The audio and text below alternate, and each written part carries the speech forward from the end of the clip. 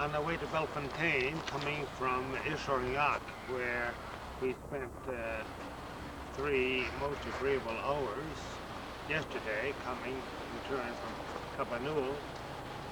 We attempted to reach Sortais by nightfall, which is the town next to Bellefontaine, but having traveled several hundred kilometers already since we started out from Cabanul at 7 a.m., we decided to stop where we could find a nice lodging, and very, very accidentally but providentially, just about 5 miles away from Sortais, in Monasteries, we hit upon this Chateau Colbert, which is a hotel and restaurant where we decided to try our luck. And it turned out that we had wonderful lodgings, a wonderful evening meal, and at practically the same cost that we would have had to pay in any ordinary hotel. And this shows the chateau that was rebuilt in the mansard style in the very early 1700s on the same spot as a chateau fortress that has been in existence here since the 1200s and 1300s, and had been owned by Fulks of Count of Anjou at one time. So this is a marvelous historical monument, and which, as I said, we had excellent accommodations in a room opening onto the formal gardens, and at a cost commensurate with what we would have had to pay anyway in a hotel in the city of Sortais.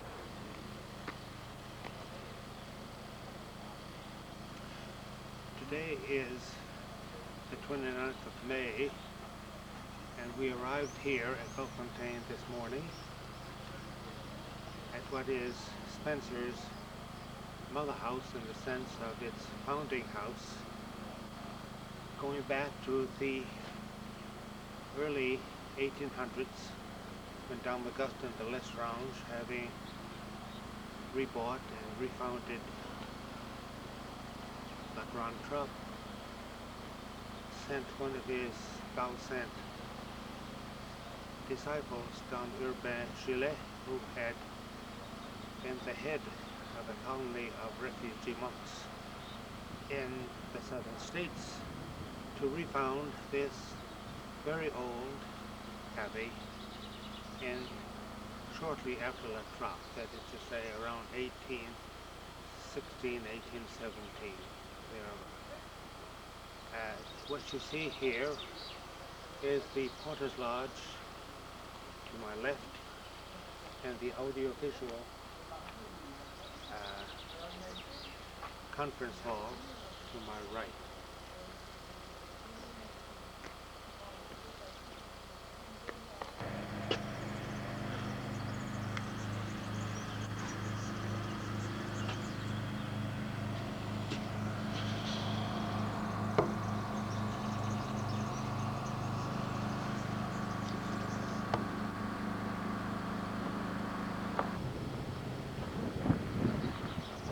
This is the full view of the audiovisual room, which you can see was made from one of the old farm buildings, which was part of the entrance to the monastery, and it is extremely well done, respecting the original architecture. It is very modern in the installation.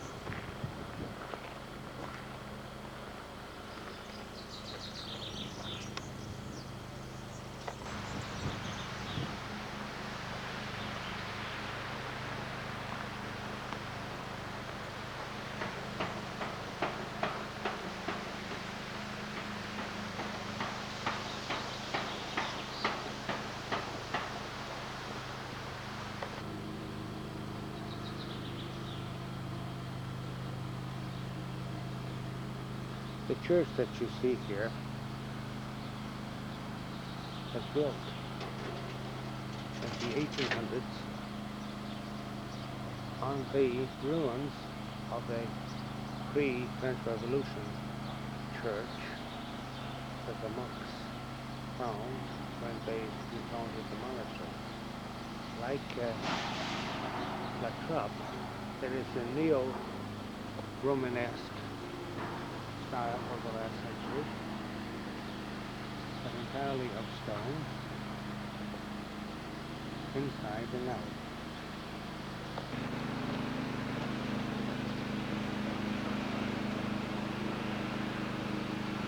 The front wing of the monastery is being repaired, as you can see, including the turret, which resembles very much the one on our own front wing at Our Lady of the Valley. At the far end, at the far left, are the double windows of what is the refectory.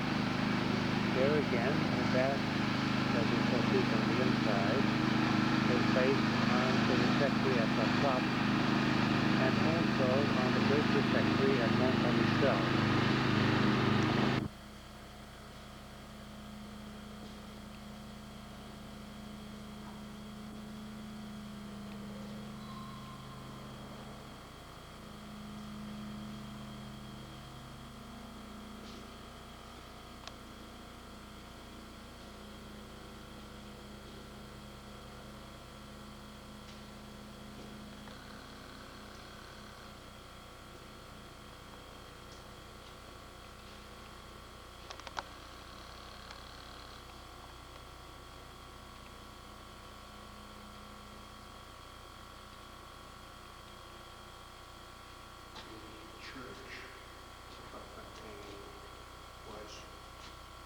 Restored, or rather modernized, only a very few years ago, with the removal of the entire laborless choir, which occupied the space now is set aside for the people who come to Mass at the offices.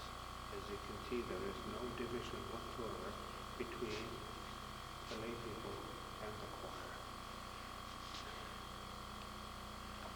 Behind, you see a balcony where the retreatants used to attend Mass, and you see the new Shekel tracker organ, which is divided, I believe, in two sections. The great organ, which you see here, and there is a choir organ closer to the choir. The windows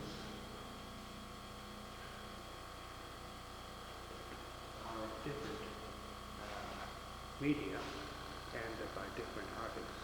Those that you see there are of chipped glass, like those of Gabriel et Chartres. The colors are very vivid, the designs are altogether abstract.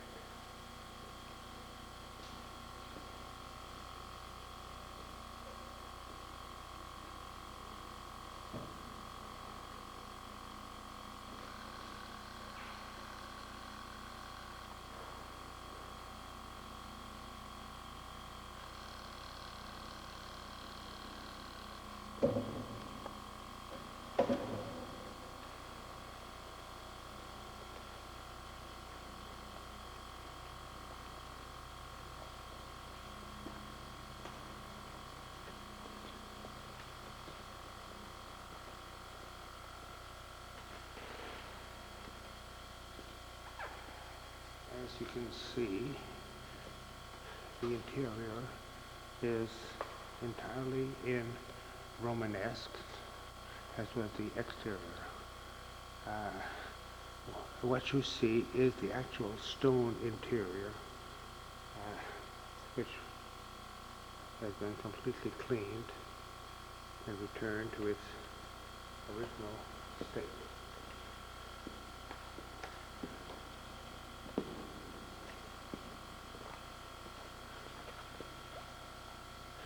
That rose window is, of course, of the last century, and there's very little artistic interest.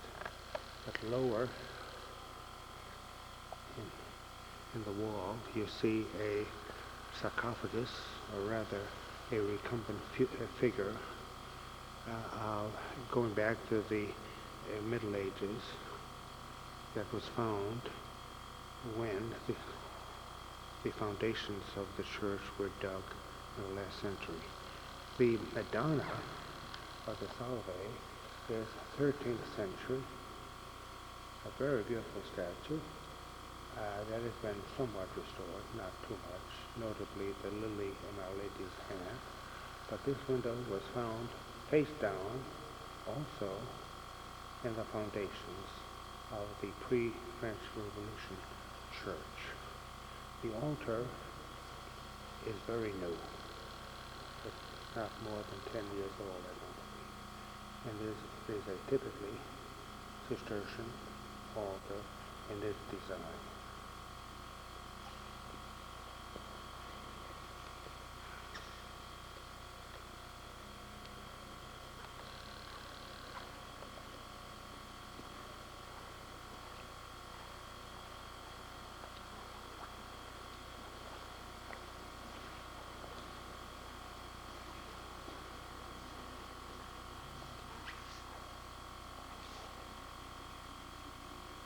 Here also is a recumbent figure, apparently of a woman,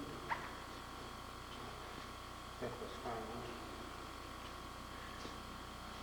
when excavating the church. There is no way, of course, of knowing who it represents.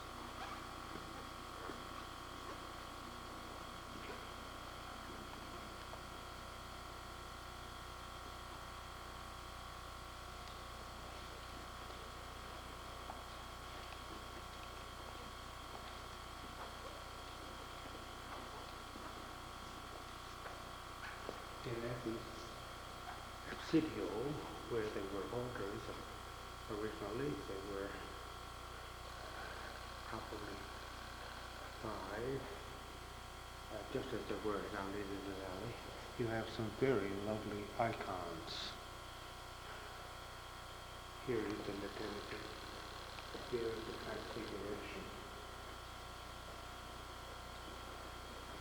This is the altar of the Blessed Sacrament.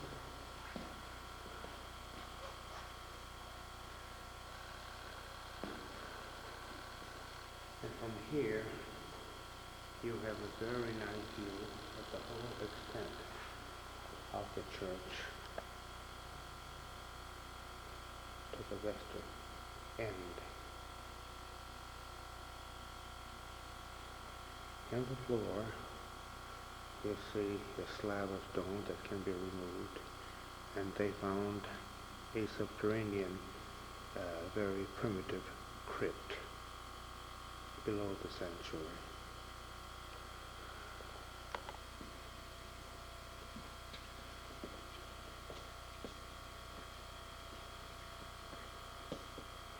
And what would normally be the north aisle is the sacristy.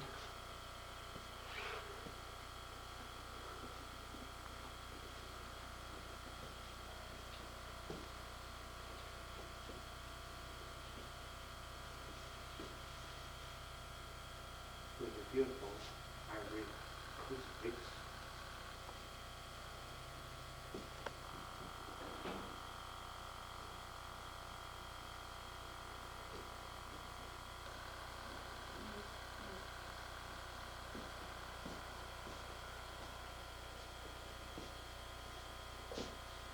The processional cross must be considered especially valuable since, as you can see, the upper part is in a glass cabinet.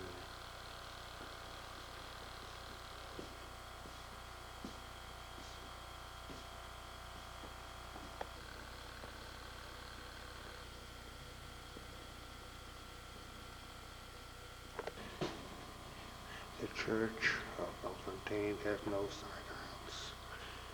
You just see the sacristy on one side and the reading cloister on the other. And what would defend us like?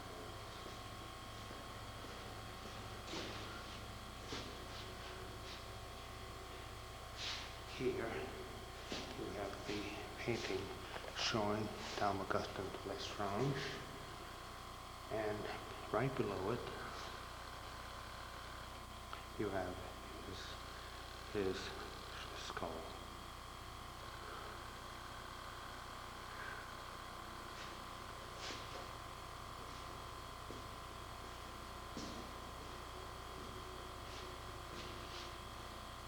Here is a sarcophagus containing the remains of the founder of Bellefontaine, Dame Urban Gillet, as I've explained, had been a companion of Lestrange at Laval-Saint, then had gone, as it says there, in the distant regions of the world, especially in America, and then in 1882 was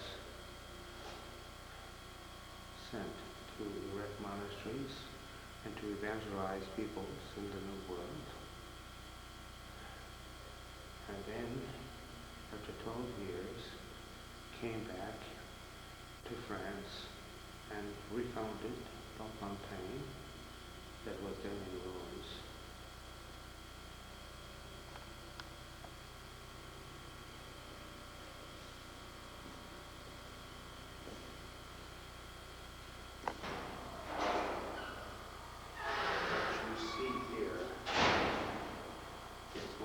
Few remaining portions of the primitive 12th and 13th century monastery of Bellefontaine. It started out to be the door into the chapter house, but now is simply a door into the corridor as it leads to the day stairs into the chapter house.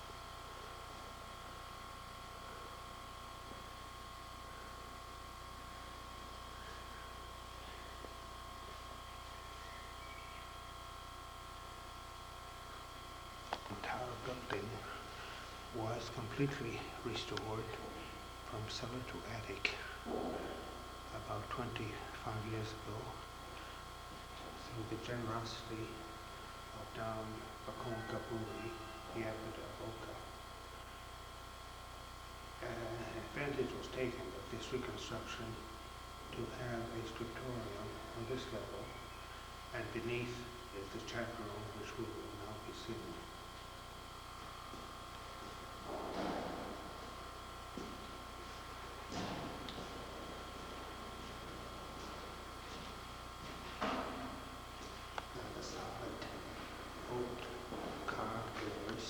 Leading to the chapter room in the style of the Pierre Cuvier of some years ago,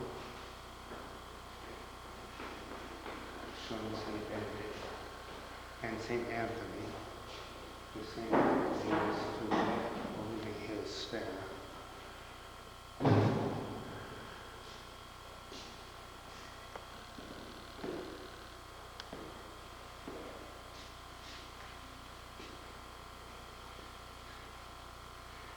This is a very recent modernization of the chapter room, where all the seats were removed and replaced by these chairs. New windows were put in chipped glass, a new wooden floor, and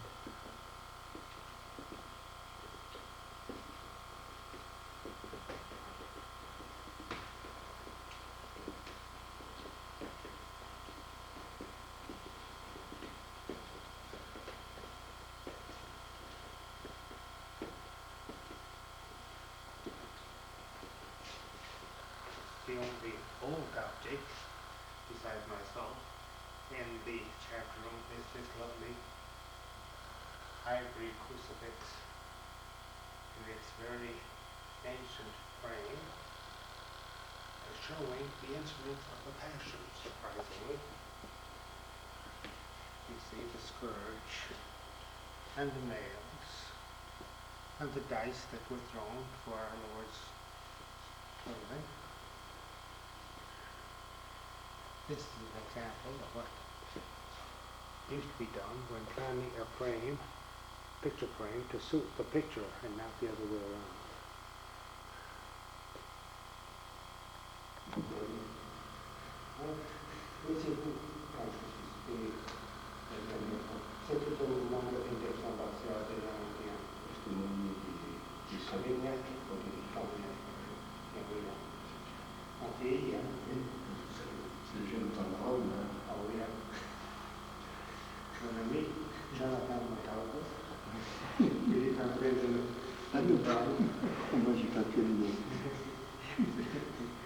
Two old friends of mine. In 2 stories, as you can see. Very modern, all within reach. The library is elsewhere.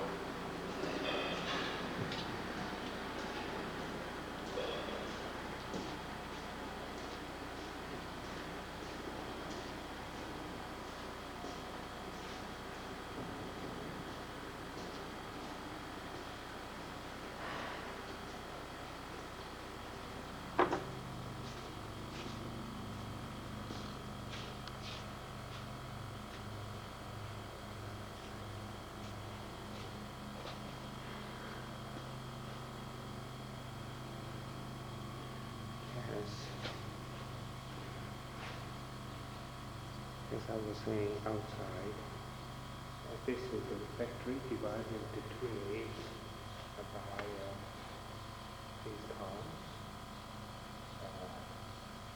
on the mountain above the Great Hall at Mont Saint-Michel.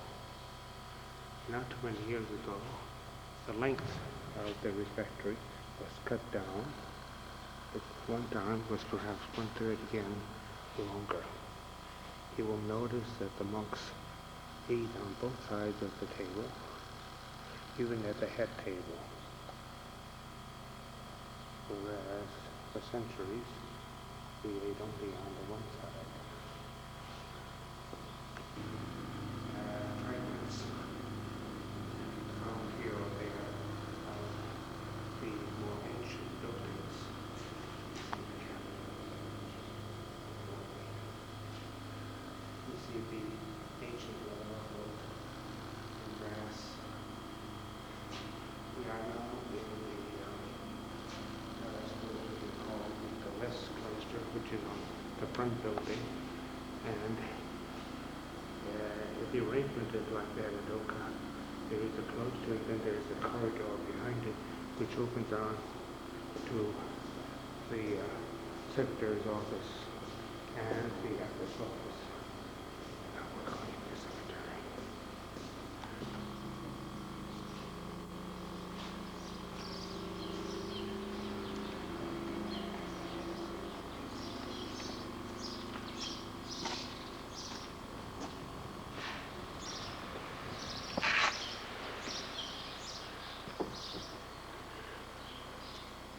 Bellefontaine is one of the few houses where the monks have traditionally been buried in what we call the cloister garth at Spencer.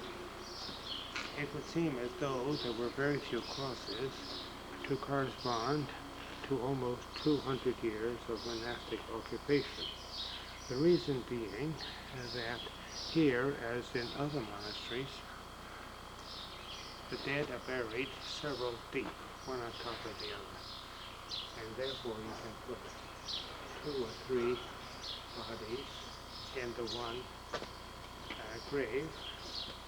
I presume that an accurate record is kept of those who were buried there originally.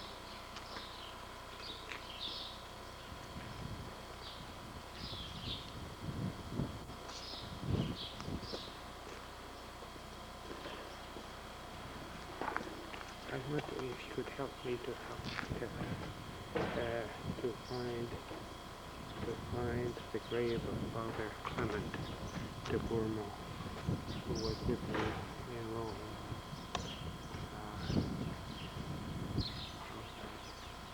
You can see two recent mounds, one here and another of those who have died very recently.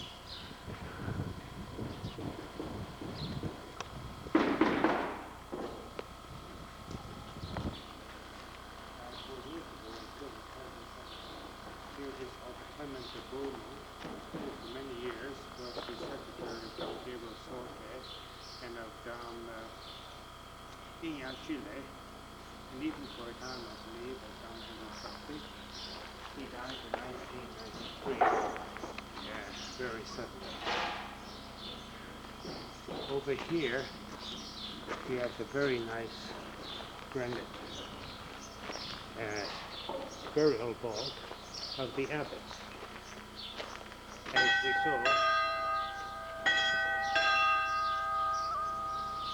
As we saw, the grave of the founder, Don Gabriel in Chile, is in the cloister. Then you have Don Michel Lacour, who died in 1830. Then Don Fulgence Guillaume, who died in 1866. Then the most long-lived abbot of any was Don Jean-Marie Souto, who died only in 1929, but had been abbot 63 years, practically 53 years, no, 63 years, and was our father immediate when we were in Petit Clairvaux.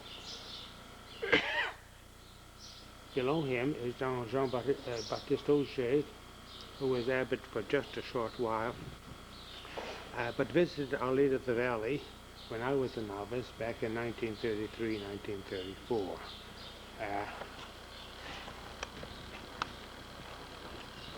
There is here a simple commemorative cross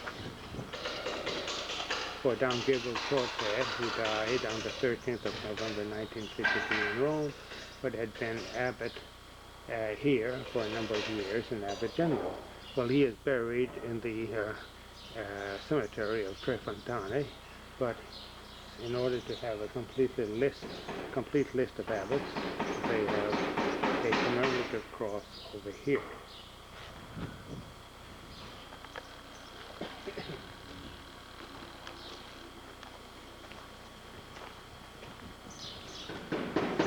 The hammering which you may be hearing is that of the roofers who are repairing the roofs and the gutters on the front wing. As I was saying, Don Gabriel Sortais died very suddenly on the 13th of November 1963 in Rome, and was buried in the cemetery of Trefontaine. I was, of course, in Rome at that time and remained for another 9 years. And so being sacristan and master of ceremonies, it fell to me to arrange for his funeral. Now, he had been attending the sessions of Vatican II, and that day, it being the Feast of All Saints of the Benedictine Order, had invited a number of Benedictine abbots, that of Salem and others who attended the council, to lunch at our house. I was absent at that moment of the day with his knowledge, but on my way home from Rome, I met the car leaving Monte Cistello with these abbots. That evening, of course, we had vespers and supper, and he was speaking to the master of the students, who happened to be Father Basil Morrison of Mount St. Bernard Abbey. Yeah. And he suddenly felt a very sharp pain in his back, which he attributed to lumbago. But as it grew worse, he was conveyed to the clinic of Marco Polo at the Porta San Paolo, and there he had hardly been put to bed,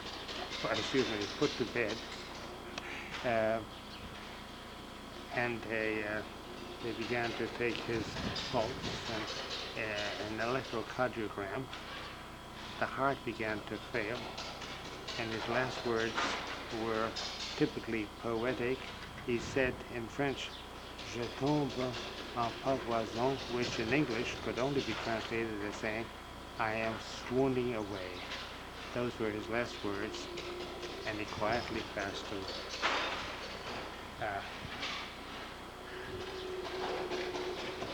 So we recount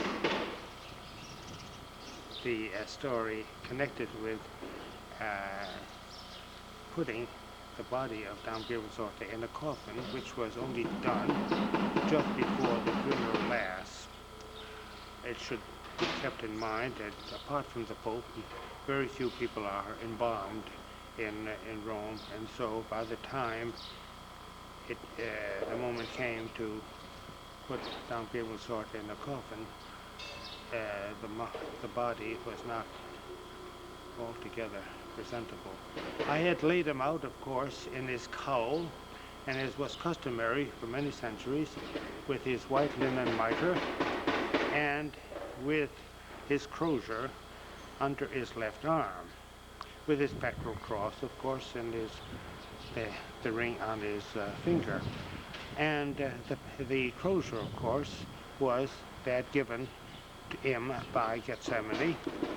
It's the exact mate of the crozier used at Gethsemane. The stole was a Spencer stole, so that he was beautifully laid out. When the time came to lay him in the casket and to close the casket with a piece of zinc, I left the mitre on, and I put a much more simple stole. I changed the pectoral cross, which I intended to give to the Abbot of Bellefontaine, since he had been his cross as a military chaplain and had deflected a bullet that would otherwise have killed him. I placed a small wooden cross that had been given to him by the nuns in Japan, on which the only ornamentations were a word in Japanese characters that spelt out glory. Then on his finger, of course, I took his ring to give to Bellefontaine and put on a simpler ring. I was just about to, I removed the crozier, and I was about to replace it with another crozier that we had in storage, which was in the worst possible taste. And I thought this would be a very good occasion to get rid of it. At that very moment, Father Clement, whose grave we've just visited, came and very roughly said, "You will not be burying this crozier with Dom Gabriel," and he removed the crozier. Well, in order to avoid a tug of war, which would have ensued, I allowed Dom Gabriel to be buried without this old crozier. And still, when you open medieval tombs, you always find the bishop or the abbot in complete pontificals, including the mitre, the ring, and the crozier. And oftentimes these are then placed in museums. But I've always regretted that I did not pull my rank and tell him that it was my business to see how Dom Gabriel would be buried. So I lost a chance of doing away with an old crozier.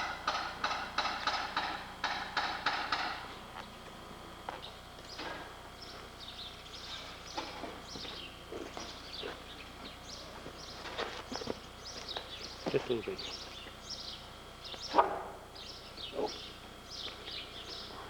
evident.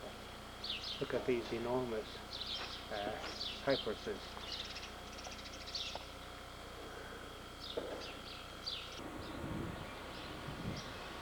You see the apse of the Abbey Church with the radiating chapels. That's of the last centuries, maybe in the 1880s. Then you have the renovated wing here, east wing, with dormitory rooms up above. Then you have the scriptorium. Then you have the chapter room in the full basement.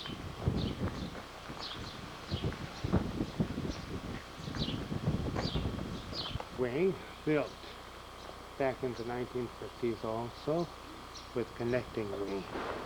I think we can go through here.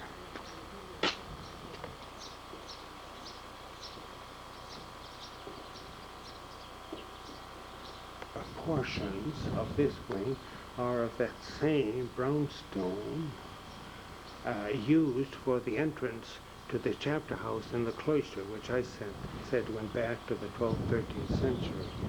You can see it's very ancient, but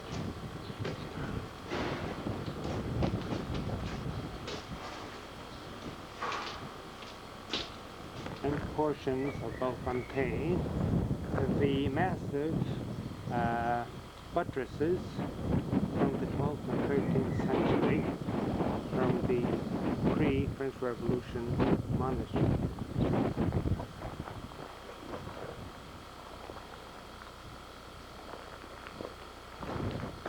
And these are the shops.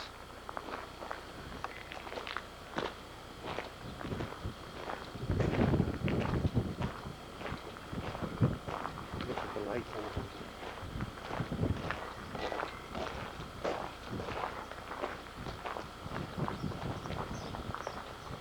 And you see there the windows of the refectory, the side windows of the refectory.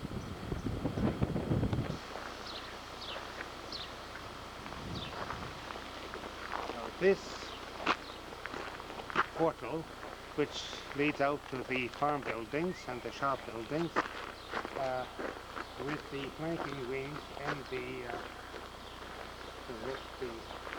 scented towers, go back to the very early days of the Bellefontaine foundation, just about the time that Petit Clairvaux received his founders from Bellefontaine in the early 1800s, therefore.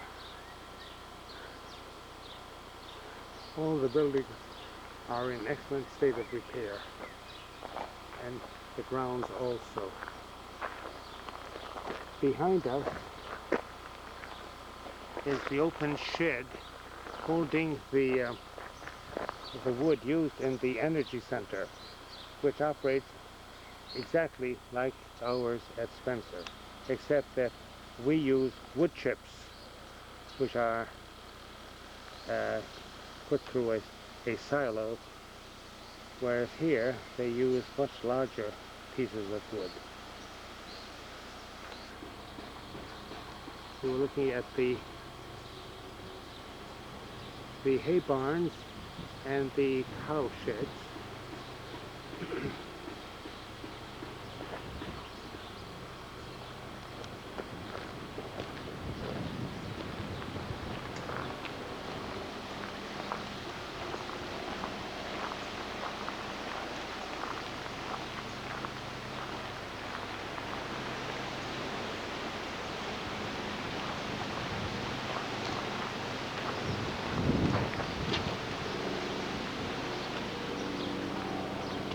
This is a little oratory constructed by Dom Gabriel Sortais, which shows his touch in having included two ancient consoles and a very ancient column over here.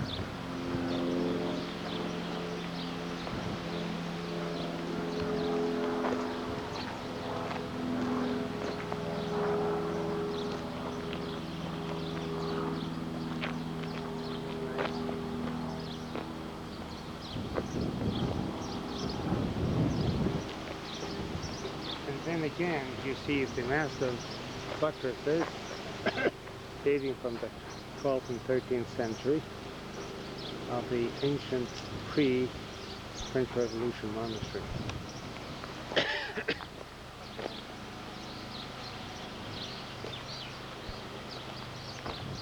Here it is. We haven't filled it up. Here's the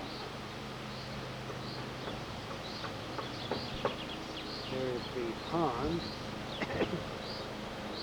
At one time, and for many years, there were swans there.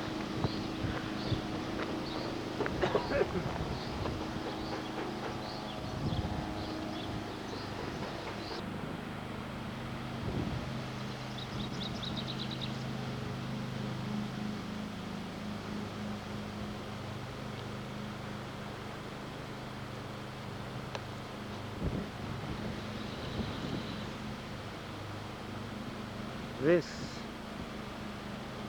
is the guest house, built about 100 years ago or so, but very recently modernized on the inside with running water, both hot and cold, in all the rooms. You see here on the front 2 windows filled with, again, with this very modern stained glass that corresponds to the chapel of the guest house.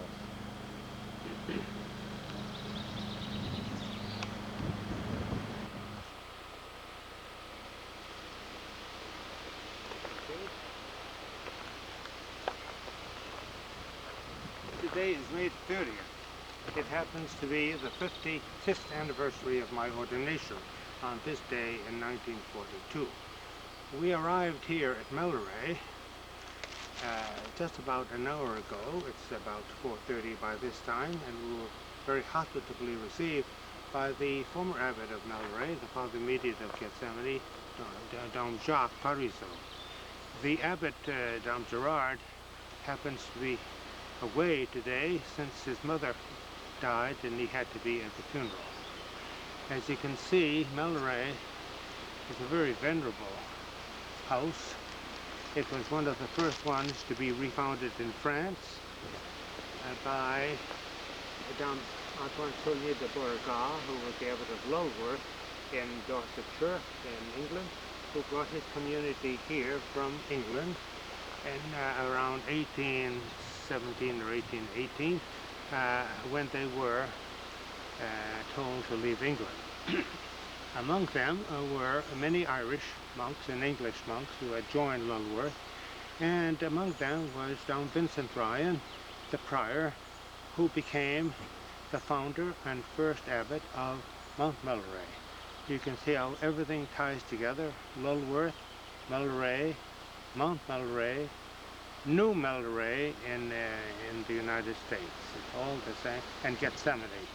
Gethsemane had been founded by Melleray in 1848, and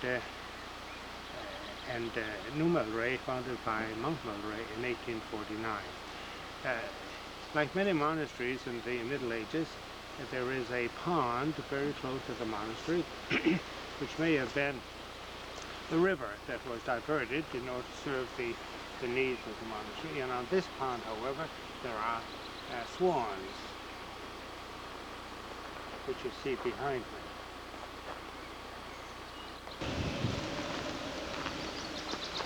I am standing in front of the Abbey Church with my back to the very ancient medieval gate, which was a portal to the whole monastery, but which had become the property of the town. In this sense, that this road, which goes to my left, originally, for many centuries, went through this gate into the enclosure. And when Dom Louis de Gonzague le Penouet, whom many of us know, was Abbot of Melleray, he resolved that by hook or by crook, he would have the road diverted. And so he managed to have the closing of the road going through the enclosure put on the agenda of the town meeting.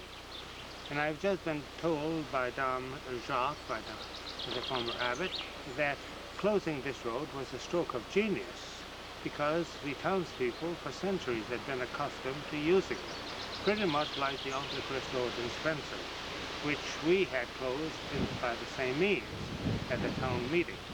So Dom James was just telling me that Dom Louis de Gonzague managed to have the closing of the road placed on the agenda of the meeting, and he attended the meeting in full regalia with pectoral cross and a ring, a very elaborate ring, and had previously spoken to each one of the councillors to enlist their sympathy and their support. And when the time came, the councillors were so intimidated by the sight of this man, which would be very impressive, that they all voted for the closing of the road. And then he thanked them and betook himself, and that became a fact in history.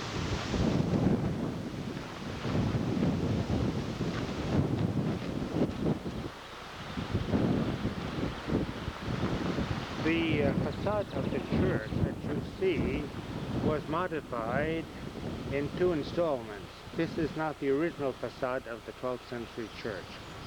The Gothic window that you see there was inserted at a much later age, let us say the 15th or during the 1400s or the 1500s.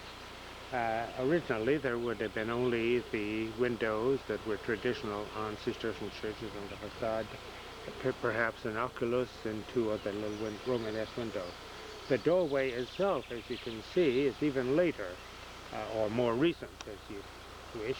It's a classical door with pediment and architrave, and over there is an inscription in French which says, "C'est ici la maison de Dieu." This is the house of God, which of course would only be a custom of identifying a church when French was used on the facades of churches, which was very late. It would have been Latin before that time. Hic domus Domini, things of that sort.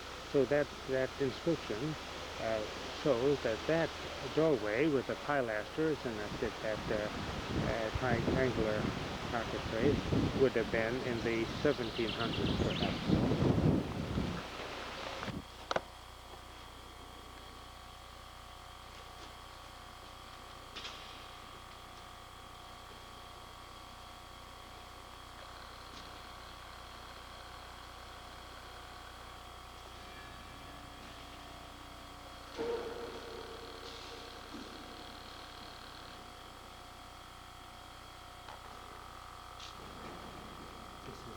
Church, which is very primitive in its design.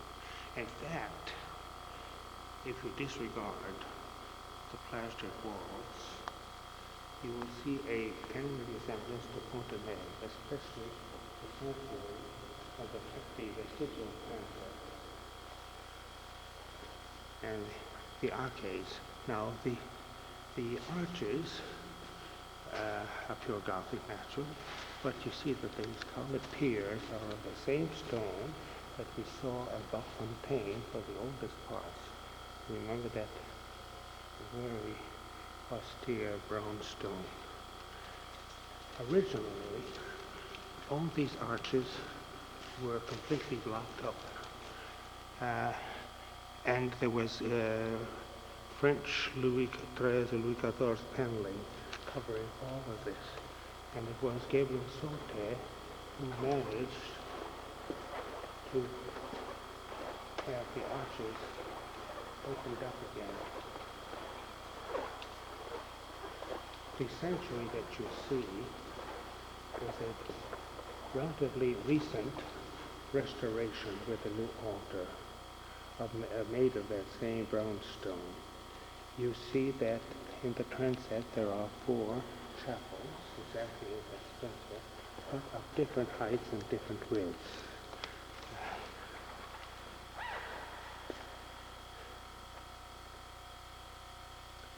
You can also see that the public is admitted into the very body of the church, into the transept to do many mass. at the altar cross, which is also the processional cross, and it looks very Abyssinian in the way there are projections from the arms of the cross, and you can see a rock crystal knob.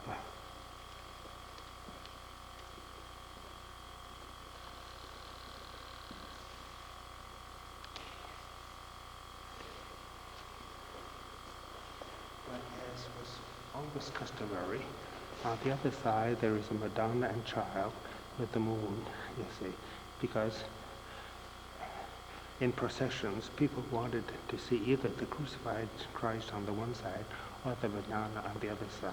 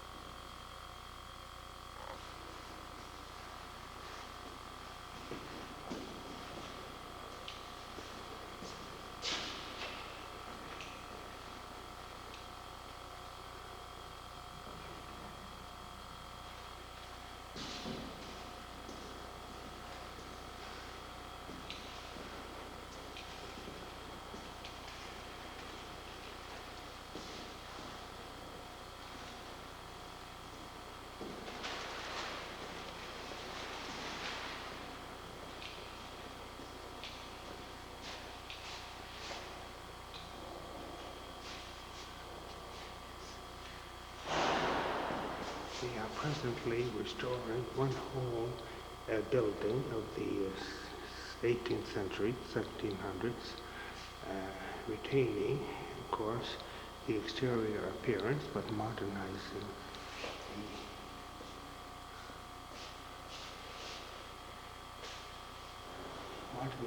the inside, the interior, to serve as an infirmary.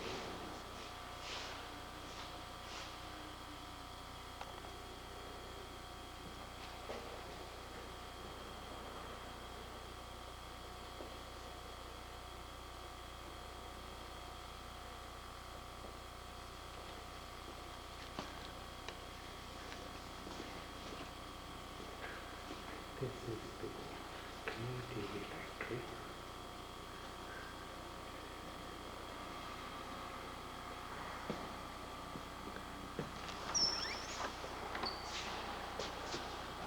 Of course, a much later construction. It's the same arrangement as at Abbey. You know exactly the same arrangement as Abbey, but it goes back to the 19th or the 18th century.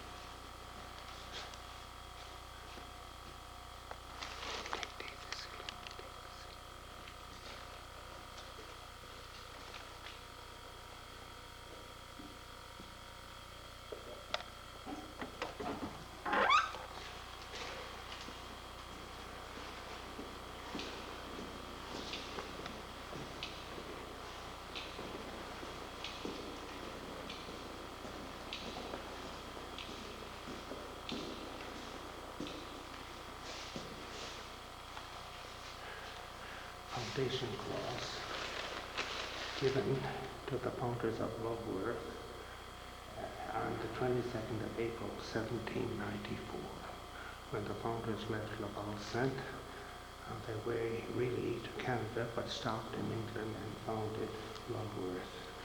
When in 1817 the monks of Lulworth were expelled, they brought the cross with us here. And they say that it's a very precious keepsake for them, preciosissimo. It's Dominus Antonius was the first abbot of Lulworth and the first abbot of Melleray, Dom Antoine Saunier de Beauregard. So you see the two dates, 1794 when Lulworth was founded, and 1817 when Melleray was refounded.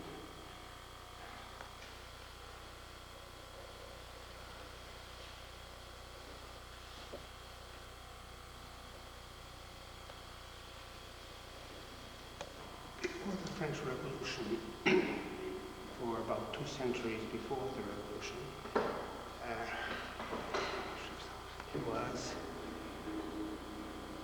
held in commendam, as the expression, which meant that the titular abbot was a non-monk, let's say, not a monk, but either a bishop or a lord, who was given the abbey resources in commendam by the Pope, and he was supposed to provide for the needs of the community who were ruled by a prior. That was the case with very many abbeys. And the commendatory abbot, if he was a man of consequence, generally transformed the front wing of the monastery into his palace, so to speak, in the Renaissance or classical style. And this is what was done here. And this grand entrance has been restored within the last few years with a grand staircase.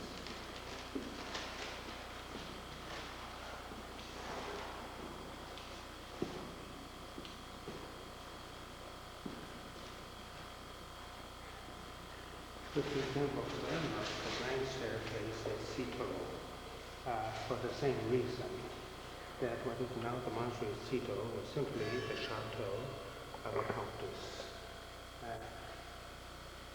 Everything is wrought iron and stone staircase.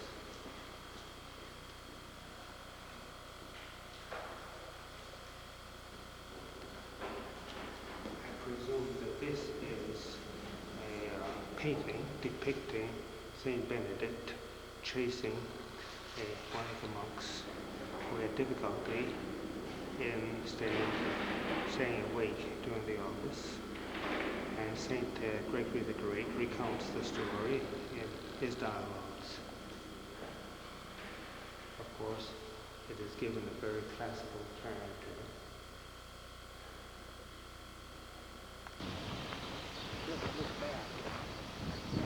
Look back, you will see this was the building that you see here is the same that you saw from the inside. And it was the wing of the lay brothers' wing, the west wing, which was made into a palace by the commendatory abbot. I remember sleeping in the room on the second floor in the corner there, and the inside woodwork was entirely painted in trompe-l'œil, that's a false perspective, and like a stage setting. Over the door, you see one of these inscriptions, which may have been put there by the Trappist, but I'm inclined to think that it was there before. I will die in my little nest,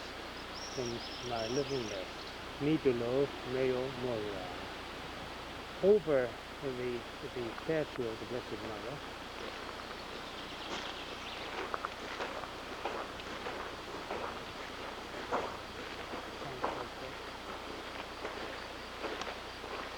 you can see the coat of arms of a commendatory abbot with a ducal coronet.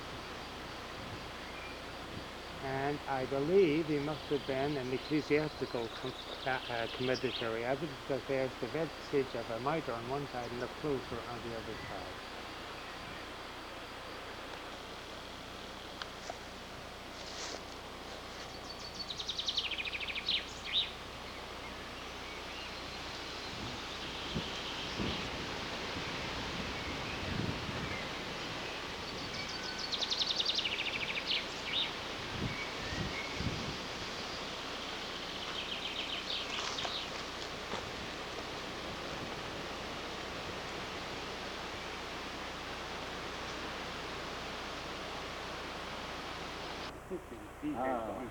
Ah oui.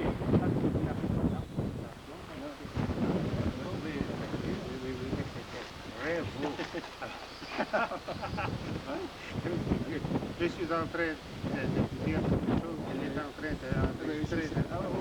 Oui, oui. We are looking at a very ancient building which for a long time served as guest house. This was on the property long before the Trappist monks came in 1816 from Lulworth. It is typical French architecture of the late 1600s and early 1700s. The only modern feature which may have been added afterwards are those dormer windows, which are called the mansard style. And they add just a little touch of elegance to an otherwise very simple facade. You will notice that above and below each window is a slab of stone, which I find very remarkable, very singular. I don't think I've noticed that anywhere else. And the multi-paned windows could be in New England or in the southern states, the southern mansions.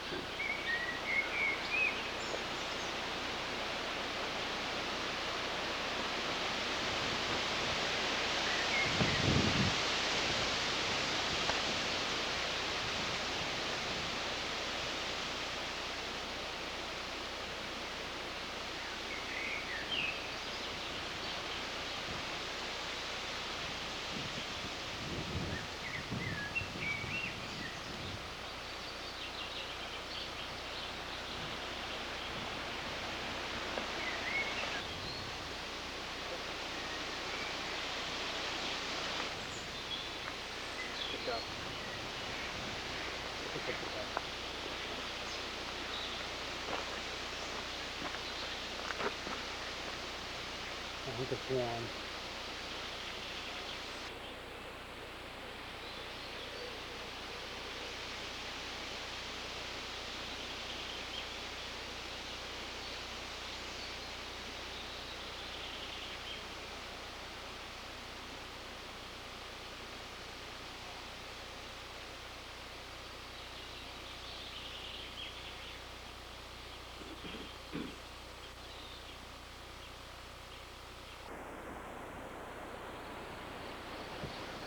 You are looking at the apse of the 12th century church, but it is very much in need of being restored to what it was in the 12th century, because the apse itself, the end wall, is not the original one, and whereas there are two chapels shown from off the transept, only one is original. The other one must have been added when the monks came there from Lulworth in England.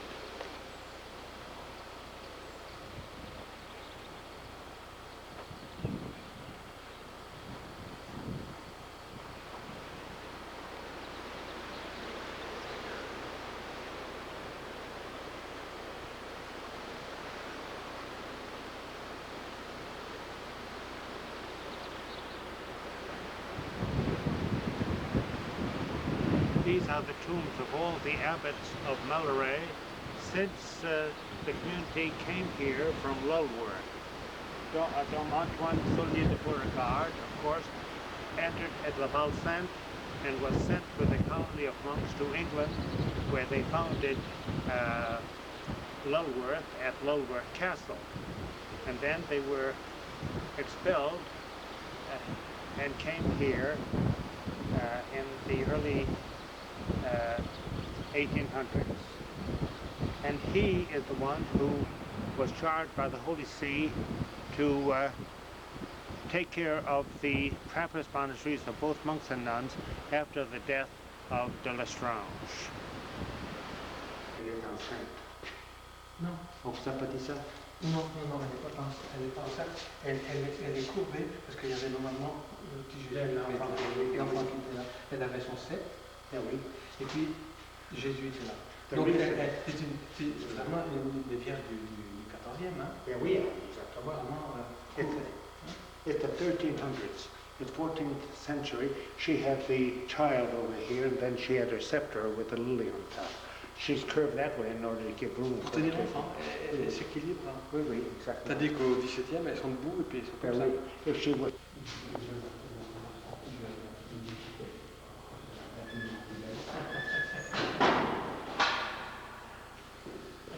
C'est l'image du monastère.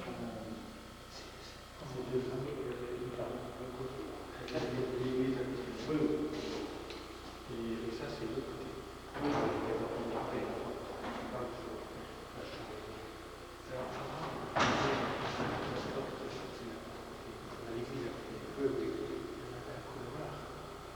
Jusqu'ici, quasiment sans lumière. Or, cette chambre de sécurité, ça me va. Je ne l'ai pas fait. On va ici, la cuisine de la et le fil de retour. Et on vit là. On vit. C'est ça. On vit ici. Parce qu'ici, il y a le noviciat, il y a ici le scriptorium, ici c'est l'hôtellerie, donc on va faire qu'on vit ici. Donc c'était important de créer un espace de lumière ici. Donc c'était un peu par son. Et au niveau de... Ils ont fait un accent entre le 18e et... Oui. Voilà. 5. 5 ce côté-là. Ben oui, il y a 4 perrons. Et 4 de l'autre. Oui, oui. Et ça ne dure pas. C'est splendide. Absolument. Absolument. Voyez-vous, c'est splendide. Lorsqu'on se met devant, c'est... Alors, vous voyez, donc ici, toutes les pierres sont agiles, beaucoup de pierres sont agiles. Ça va être aussi nouveau. L'enduit nouveau, mais le type ancien. L'ancien Oui. Il ne tient pas. C'est un enduit. Non, il ne tient pas. Ah ben c'est prévu que, c'est-à-dire que cet enduit ancien, que, obligatoire, puisque en fond, il est moins solide que les enduits modernes. Mais c'est pas faire autrement. Oui. Et ça, c'est le fer qu'on utilisait, qui était mis à celui de